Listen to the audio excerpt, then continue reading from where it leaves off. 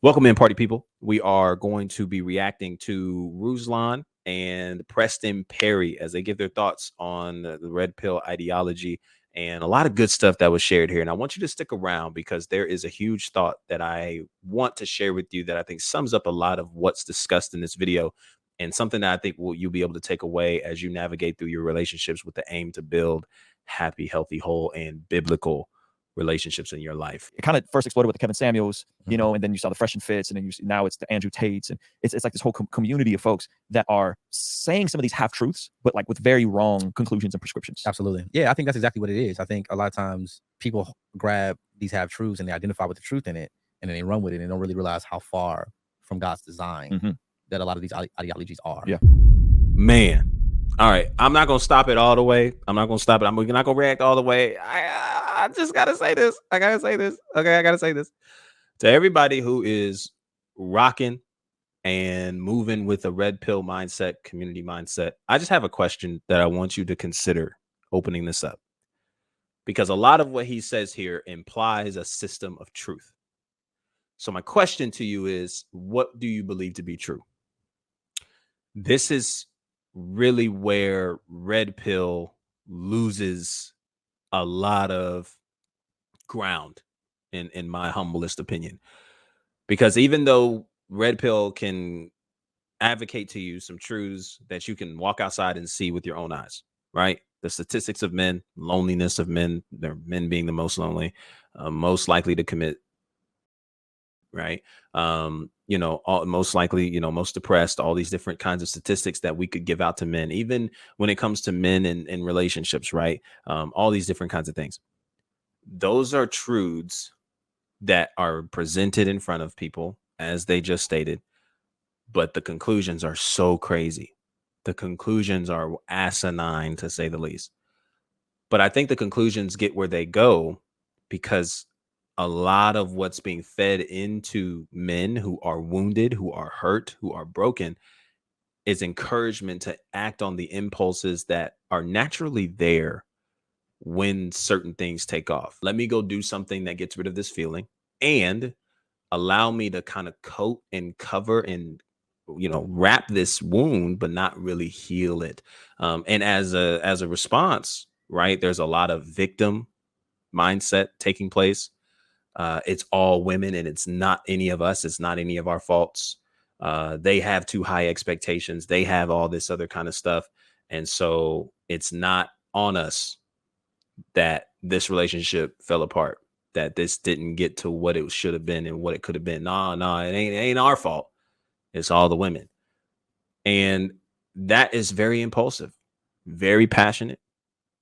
And it's something that requires a system of truth to not only combat such thinking, but overcome such thinking. So that way, that isn't something that we invest our time into, knowing that in the end, it doesn't do us a great service. And so my question to those of you who are in this community, who are doing and moving like this, what system of truth do you carry? Because everybody who is of this community will scream from the top of their lungs, it's this is not what the red pill is about. The red pill is about revealing truth. What is truth? When I think of truth, I think of the person of Jesus Christ.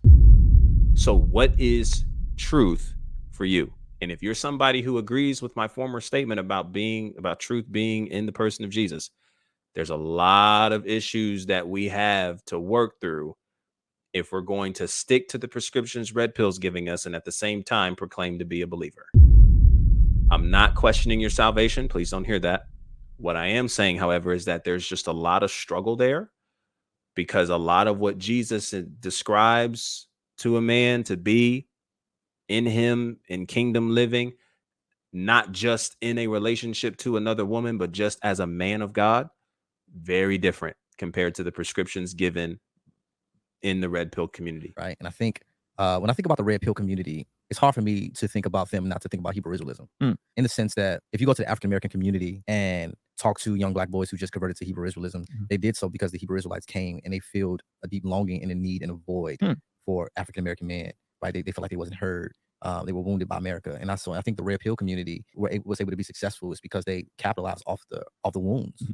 The real wounds. The real wounds. Yeah. So it isn't that the red pill community isn't feeling the need, feeling the void. This is the reason why some people are so defensive when you talk about them. They're feeling the need. They're just not giving true biblical solutions. It's kind of like Tupac. I love Tupac because he highlighted a lot of things, but and he was misinformed in a lot of things, and he was well articulated in a lot of things, but he never gave solutions, right?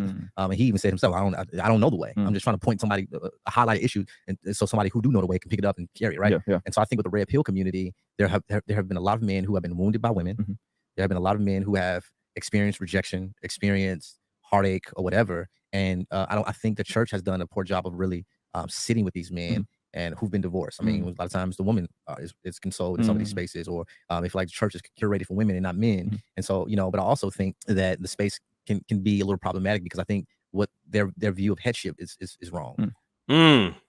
Woo! Boy, he's saying a lot here. He's saying a lot. I don't think I could possibly react to all of it. The perspective of headship is major too, because as he'll go on to explain in this video, is the red pill community and all those other individuals revere this idea of headship as dominance, almost like a dog eat dog. One win, the other has to lose. And headship biblically doesn't look like anything like that. Not at all. Headship is actually very nurturing, very caring in leadership, bringing others up, uplifting others up, having and carrying an uplifting environment. Headship has less to do with dominance, has a lot more to do with, of course, being led by God and his godly principles, but being a man of character, integrity, discipline, being a man who honors God, and as a result honors his family, honors his wife, honors the people that he encounters. Headship is not a dominance perspective. And I think that's what a lot of people in the red pill community carry, that then allows them to feel that carrying this idea that you can just knock women down and take them off their pedestal. And in order to make sure I look good, I need you to look bad. That's kind of the picture that a lot of people give in a lot of those scenarios. And that's just not proper headship. That's not proper leadership. That's not what being a man is about. There's something else I really want you guys to see as he goes on to describe kind of what has really killed men's minds, or just people's minds in general, when it comes to relationships, and a lot of maybe where a lot of broken men are coming from when it comes to dealing with rejection of some sort. Listen to this. You want to know what I think, bro? I think social media has jacked us up.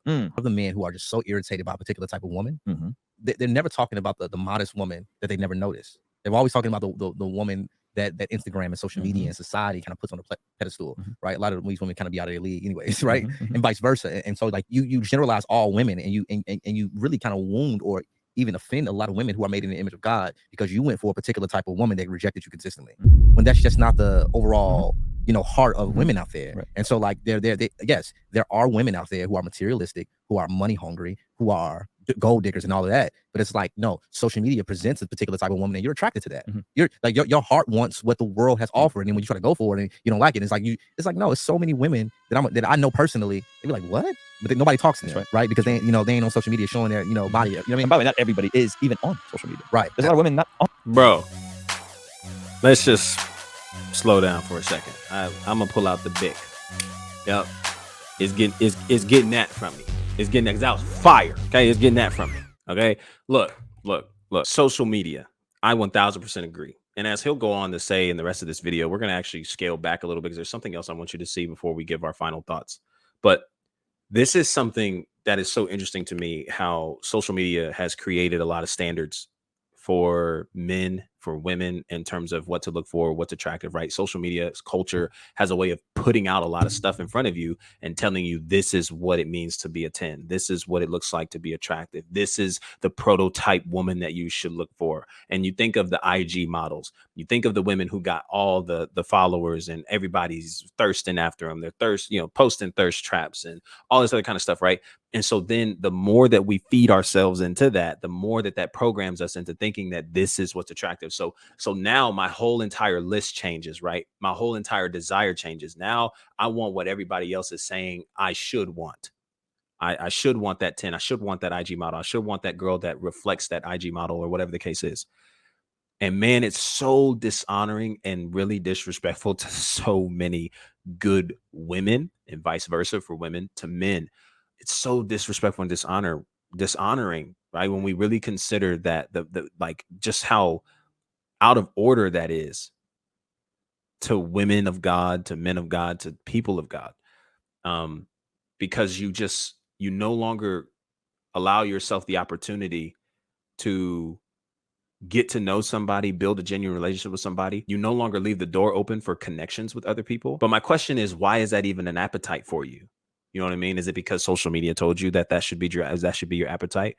And I think that's where we go wrong. My desires in a woman and a partner, in someone that I desire to choose to do life with and pursue, shouldn't be on the likes that a picture gets on social media. It shouldn't be based on the standards of an Ice Spice or anything like that, right? Any IG model or somebody that's out here that's flaunting, that's flexing, anything like that. Like, that shouldn't be my standard. My standard actually should be, one, God, where my life is dedicated, whom my life is dedicated to. And he sets the standard, he sets the principles. And so he also gives me a way to understand who I should pursue. He gives me understanding and wisdom as to how to navigate about that pursuit. I'm not really looking for the looks. I'm looking for the character. I'm looking for the fruit. I'm looking for somebody who reflects the heart of Jesus, can exemplify him through their life. Of course, I'm not telling you that looks don't matter, but you also have to be honest in where you are, and being honest about what is realistic, what's legitimate for you to be with. Typically, people are interested in others who are doing similar things as them. It makes sense for somebody who is a gym rat, loves working out, loves being in shape, loves eating healthy, to partner with somebody who enjoys similar things. It makes sense for somebody who is in church, who loves them some Jesus, Bible studies, who enjoys community, being a part of community, to also find someone who enjoys those same things. And so for a lot of men, it seems as if there's a certain standard that they're trying to like attract or have, but they don't have those qualities that they are attracted to. And so it kind of has this dynamic of, well, if you really want to attract who you're attracted to, it might be best that you find yourself in their lane in terms of being in their eyesight, right? So you kind of are into similar things, maybe. You're kind of doing and into similar activity. You got, yeah, you work out, she works out.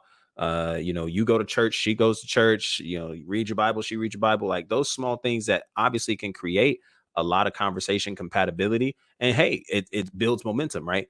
But it just gets difficult when you're not doing that, and when you're not doing some of the things that maybe somebody you're attracted to is doing through way of standards and prioritizing the right things.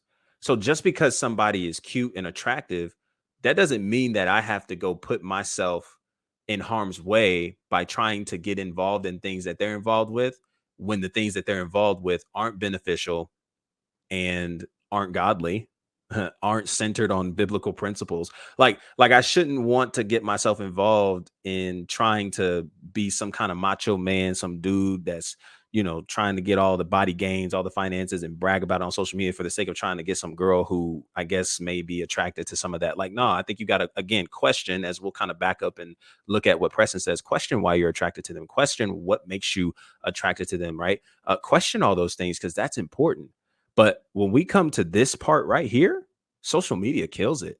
Social media kills it. Social media has drowned out a lot of that. And what I'm telling you is that, as he would share later in this video that we won't react to here, but definitely check out the rest of this video. It's amazing content. If you choose to kind of reprogram yourself, you'll actually be a lot better off for it. So reprogram yourself by maybe not starting your day and ending your days on social media.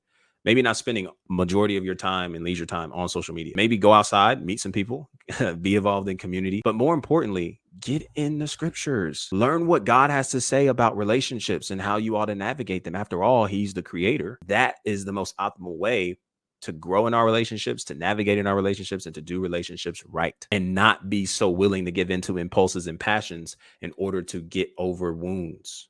because that doesn't heal it. It just numbs it. And numbed wounds aren't healed wounds. They aren't healed. We might have been able to push it down a little longer, but it wasn't healed. And we got to address that. I'm just saying, bro, when you get into understanding what God has to say about you, you don't have to go looking for validation through other people. And you're at greater peace because of it. And you're becoming healed and whole because of it. What are some aspects or pillars that you hear from the red pill community that you would say, oh, I agree with some of that? Like, I think some of this is actually valid critique, whether it's of the church or whether that's of male-female dynamics. I think, you know, the thing about catering to the wounds of people, but not like really giving them like true life is, in order for you to do that, you kind of have to like blurt out like a lot of stuff that's not necessarily false, but they're just generalizations of. Does that make sense? Yeah, hasty generalization fallacy. Yeah, women do this because of that. It's just like, okay, there are billions of women on the earth. What woman are you talking about? Are you talking about all the women that you dealt with? You know what I'm saying? Like, who are you surrounded? Like, and so for me, like, even being a thinker, like, I would, if I was on these shows, I would ask so many questions before I even entertain a conversation. Who are you surrounding yourself around? What type of women are you attracted to? Why are you attracted to them? What, you know, and so I think that, you know, we generalize women, we generalize men in ways that we shouldn't, first of all, because men are way more nuanced and complex individuals than we give credit for. And I think the same goes for women. And so some things that they say are true. Women in America don't know how to be respectful. That's the reason why we need to go overseas. It's like, okay, a lot of women over there are oppressed. They don't have a choice to leave. This is the reason why the divorce rate is not, you know what I'm saying? So like, it's not even like a lot of the things that's said. I don't think it's given with like deep thought at times, but it's truth in it. I just don't think that it's dissected in a way that it can be to give proper perspective in a lot of ways. And so, yeah, a lot of women in America are disrespectful. Yeah, the divorce rate is high. Yeah, a lot of women are materialistic. So are men. You know what I'm saying? And so I don't know. Yeah. So are men. All right, here's the point that I wanted to make. Here's the point that I want to make, and even rewinding this. It's not a gender problem, it's a human problem. Can I take it a little deeper? It's not a gender problem, or it's not just a human problem. It's a sin problem. It's a sin problem. Like, so again, there's this victim mentality that is seemingly heavy in the red pill community. I'm not at fault here. I'm not at wrong here. I'm not going to take any accountability. That's all on them. That's all their fault. You know, they have too high expectations. It's unrealistic.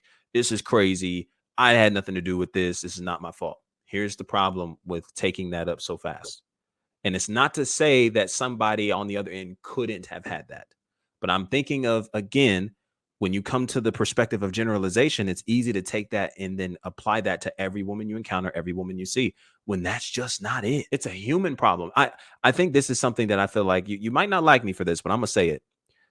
I think when it comes to the LGBT community, now there are a plethora of reasons why people come to this community, why people flock to this community, and so on and so forth. And this might not be somebody's reason, you know, or even maybe your own reason. But here is a potential reason why somebody would do it. It's possible because this individual has been hurt so much by dating the opposite sex that they're like, yo, I just know for a fact that it has to be better on the same side, because this can't be okay. This isn't good. I'm tired of getting my heart broke. I'm tired of being treated like an object. I'm tired of all this stuff that it seems like every guy or every girl I've encountered has just done me dirty. Maybe I need to try it on the same side and see what's up. Okay. That might be a thought, might be something you've heard. Maybe it's something there. But it's crazy how the same stuff happens there too. There are so many people in the LGBT community who are still being mistreated, manipulated, cheated on, all these other kinds of things that they were experiencing when they were dating the opposite sex, because it's not a gender problem. It's a human problem. It's in need of a heart change. There's a necessity for a transformation of heart in order to really see change and see it effectively. And where does this transformation take place? Inwardly, through placing our faith and foundation in Christ, because he's the one that can heal us and restore us. Just what it is. And so we can't get to a place where we're generalizing people and saying that, oh, because this one person did me dirty, now everybody who is associated in this kind of description will do me dirty, did do me dirty. You don't even know them. You didn't even ask them their name. You didn't even give them a chance, because what happened was, again, like we mentioned earlier, you labeled them. And so it kept you from looking at them from all sides. It kept you from keeping into perspective what this person is about, who they are, what their interests are. What are they about? You never even gave it a chance, because you're like, yo, Nah, they gonna do me dirty. I know them type of females. Now, again, this generalization that they use, they're describing one female. They're describing one type, a certain type, maybe not one specifically, but a certain type of female. But we can't take that certain type and apply it to all women. There's a need for a heart transformation, really see things the way they truly are objectively and not play this generalization game. We're hurting our opportunities to actually find what we're truly looking for in a genuine space. And then furthermore, it keeps us from being an example of love in Christ. It really does. 1 Corinthians 13 will really mess you up if you study it long enough, because it has messed me up. Like, there's nowhere in that description of love where I am waiting on somebody to give to me what I think I deserve in order to give them what they think they deserve. Let me put it this way. I don't see anywhere in that text where it tells us that I'm only going to be patient when this person chooses to be patient. I'm only going to love when this person chooses to love. I'm only going to match energy and give what's given to me. So if they don't give it, I ain't gonna give it. It's just, that's none of that in there. And so when I think about that, even taking that to the relationships I carry today, day to day, no matter what type it is, I can't allow what somebody did to me to change my character. I can't do it. I will grow bitter fast. And that just can't be the way we do life. Not as men, and most importantly, not as men of God. We are called to love at such a greater level, even to the point where if it's not given to us, it doesn't change our outlook and perspective. It doesn't maneuver us from still doing right, living right, and living in a space of love that's honoring God and honoring Christ. So I want you to just hear me with your heart. I'm not looking to cook you. I'm not looking to clown you. I just want you to hear me with your heart. When you give your ear to God in such a time, it's going to be tough. You're going to hear some hard truths. You're going to face some things that are uncomfortable, some things that you tried to press down and throw away. But this is the best route to healing. Numbing things don't heal. Pressing things down doesn't heal. What heals is addressing it. I'm never going to get the healing of an infectious disease that I may carry if every time I go to the doctor, I'm telling him nothing's wrong. I have to be willing to admit that something is wrong and that I'm in pain and I don't know what's going on, but I know I'm feeling something. I have to acknowledge that in order to get the help I need. Pressing it down and ignoring it and pretending like it's not there, that doesn't do anybody any good. I do have to acknowledge that it's there. And of course, this is part of the work. I acknowledge it. I acknowledge that it hurts. I acknowledge that I'm in pain. Now I'm starting to question and move in curiosity. Why does it hurt me? What's hurting me? Right? Writing out these emotions, allowing myself to feel that. A lot of this prescription that Red Pill is giving you a way out through temporary satisfaction. And that just isn't it. Here's the ending thought that I want to give to you as we close this out. All right. 2 words that I think these gentlemen say but don't say.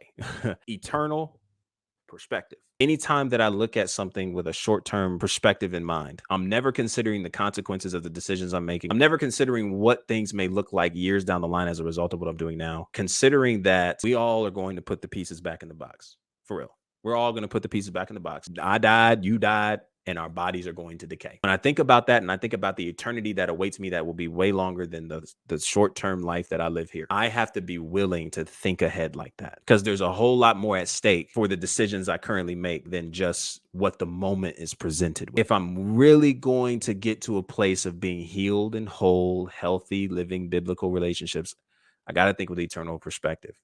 Hey, so like, I know that this looks really good right now.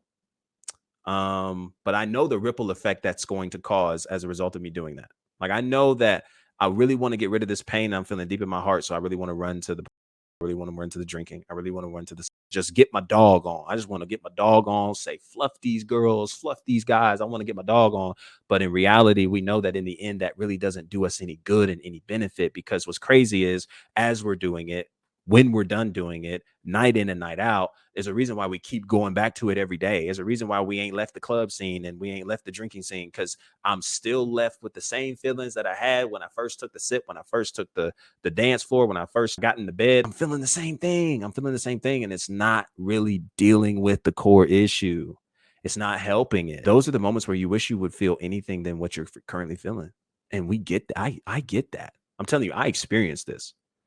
To a degree. I get you. That's a heartbreak that you really don't want to feel. You're scorched, you're hurt, you're in pain, you're grieving. It is heartbreak. It feels like something is ripping out of your chest, like your whole world is burning up. I get you. I get you. But when we settle for those temporary things, we won't get the results that we really are in need of. Because what we really need is healing. What we really need is restoration. What we really need is our heart to be heard. We really need that. And when we lean into God, he not only hears us, but he gets in it with us. And it's a process of restoration that he leads us to, that we're able to then come out on the other side saying we're whole and we're healed. And we're able to do something we thought we may not be able to ever do again. We may be in a place where we're thinking we will not do that again. That's love, full-heartedly. So I want to encourage you, if this is you, if you are somebody who is of this community, if you're anybody, you may not even know anything about Red Pill, but you're hurt due to a split up, a breakup, friendship, romantic, whatever it could be. I want you to be encouraged that it is okay to be hurt. It is okay to feel what you're feeling. And instead of acting on those impulses that will drive us to worse endings and scenarios, let's give our ear to an eternal perspective, that being God, who is near the brokenhearted and who desires to heal us and help us recover from such a place in our life, so that we can get back to a place where we are living healthy relationships, where we are creating loving relationships with others in a genuine place and loving at greater levels. That's my encouragement to you. An eternal perspective changes the game. That's what the Red Pill is missing, is an eternal perspective. Everything is short term. Everything is just, I want to give in. I'm going to give my eyes to everything now. I want to give in to every impulse I have. You know who they kind of sound like without all like the extraness that they give? I want you to think about Solomon. Yeah, the writer of Proverbs and Ecclesiastes, wisest man to ever walk the earth. Of course, outside of Jesus, who Jesus is greater than. But when you look at Solomon in Ecclesiastes, he's literally the first philosopher. Before there was Augustine and Plato, before there were all these different philosophers who were trying to figure out the meaning to life, Solomon was numero uno. You didn't think I knew my Spanish, did you? Look at you, numero uno. And he tells us, after giving all of his time and effort, energy into everything, he said he denied himself nothing. He gave his eyes and self to everything. He says, this is the conclusion of the matter. Fear God and keep his commandments, for this is the entire duty of mankind. The point of life can't be about increasing body counts and numbing myself until I can't feel no more through any and every way. It can't be about that. It just can't be. That can't be the point of life. The point of life can't be to get to those places. Can't be to not live again and just find ways to distract myself from the pain and hurt I'm going through. I want you to get to a place where you're willing to give your ear to God. You've tried everything else. Why not try Jesus? I mean, why not give Jesus a try? I mean, you've tried everything else and we're still here. I mean, what do you lose? You know, an eternal perspective is what changes everything. And when I move with an eternal perspective, I'm able to create healthy relationships, even in the minute things, you know. Man, I can see that this isn't really worth it, because I can see that this might be an argument later. Gonna blow up. I'm good. We think ahead. We look ahead. We don't just limit things to the moment. We look ahead. I see where this is going. I see where this ends up. So I'm not really going to invest my time into that because it's useless. I see where this gets me. I see where increasing my body count and having sex out of marriage can get me. I see all of that. So it's like, nah, I'm going to move with wisdom, and I'm going to trust God, and I'm going to move at his pace, and I'm going to give my ear to his standards, his principles, his word, and allow that to hold precedence in my life and in my heart. And I'm going to apply the scriptures into my life, and I'm going to live my life for him, not place my value in the hands of women, not place my value in the hands of, no, I want to place my value in God. Allow him to tell me what relationships look like, because I don't know.